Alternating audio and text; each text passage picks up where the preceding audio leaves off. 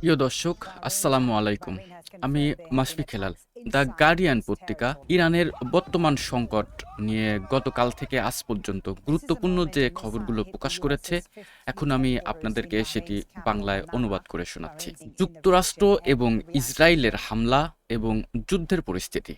যুক্তরাষ্ট্র এবং ইসরায়েল যৌথভাবে ইরানে বড় ধরনের হামলা চালিয়েছে, যার লক্ষ্য ছিল নেতৃত্ব এবং পারমাণবিক অবকাঠামো।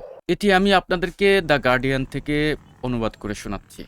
এই হামলার জবাবে ইরান মধ্যপ্রাচ্যের মার্কিন বিভিন্ন ঘাঁটিতে ক্ষেপণাস্ত্র হামলা চালিয়েছে। পরিস্থিতি দ্রুত আঞ্চলিক যুদ্ধে রূপ নেওয়ার সম্ভাবনা সৃষ্টি হয়েছে এবং আন্তর্জাতিক বিভিন্ন মহল তারা শান্তির জন্য আহ্বান জানিয়েছেন। দ্য গার্ডিয়ান আরও লিখেছে যে আয়াতুল্লাহ আল খামেনির মৃত্যু এবং নেতৃত্বের সংকট।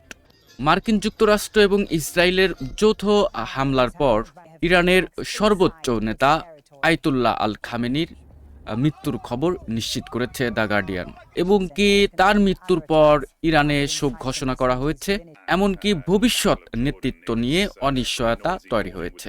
দ্য গার্ডিয়ান হামলা এবং পাল্টা হামলা নামের একটি শিরোনাম করেছে।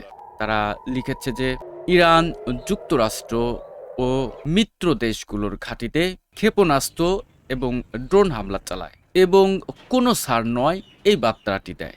পারস্য উপসাগরীয় দেশগুলো এই হামলাকে সার্বভৌমত্ব লঙ্ঘন বলে নিন্দা জানিয়েছেন। দ্য গার্ডিয়ান আরও লিখেছে যে বেসামরিক হতাহত এবং মানবিক সংকট। দক্ষিণ ইরানের একটি স্কুলের হামলায় বহু শিক্ষার্থী নিহত হয়েছেন, যেখানে মানবিক বিপর্যয়ের এক গভীর মাত্রা হিসেবে তুলে ধরা হয়েছে। সাম্প্রতিক যে সংঘাত চলছে তাতে শতাধিক বেসামরিক নিহত এবং শত শত আহত হওয়ার রিপোর্ট পেয়েছে দ্য গার্ডিয়ান। দ্য গার্ডিয়ান আরও একটি আর্টিকেল লিখেছে যে যুদ্ধের আগেই চলমান অভ্যন্তরীণ অস্থিরতা। ফেব্রুয়ারির আগেই ছাত্রদের নতুন করে আবার বিক্ষোভ শুরু হয়েছিল, যেটা সরকারের দমন পীড়নের বিরুদ্ধে ছিল। হাজার হাজার গ্রেপ্তার এবং প্রাণহানির অভিযোগ ইরানের সামাজিক সংকটের গভীরতা দেখায়। এখন আমি আপনাদেরকে সংক্ষেপে একটু বলবো দ্য গার্ডিয়ান আন্তর্জাতিক মিডিয়া এই ইরান সংকট নিয়ে কি বলেছে। দ্য গার্ডিয়ানের রিপোর্ট অনুযায়ী ২৮ ফেব্রুয়ারি থেকে আজ পর্যন্ত ইরান নিয়ে তাদের যে মূল ফোকাস ছিল সেগুলো হচ্ছে যুক্তরাষ্ট্র ইসরায়েলের হামলা, খামেনির মৃত্যু, ইরানের পাল্টা হামলা, বেসামরিক হতাহত এবং আঞ্চলিক যুদ্ধের আশঙ্কা। অনেক বিশ্লেষণ কিন্তু ভাবছেন এটি তৃতীয় বিশ্বযুদ্ধের সূচনা। আপনার কি মনে হয় এই ঘটনা কি এখানেই থেমে যাবে, না যুদ্ধ চলতেই থাকবে? এই ভিডিওটি মূলত একটি তথ্যমূলক ভিডিও।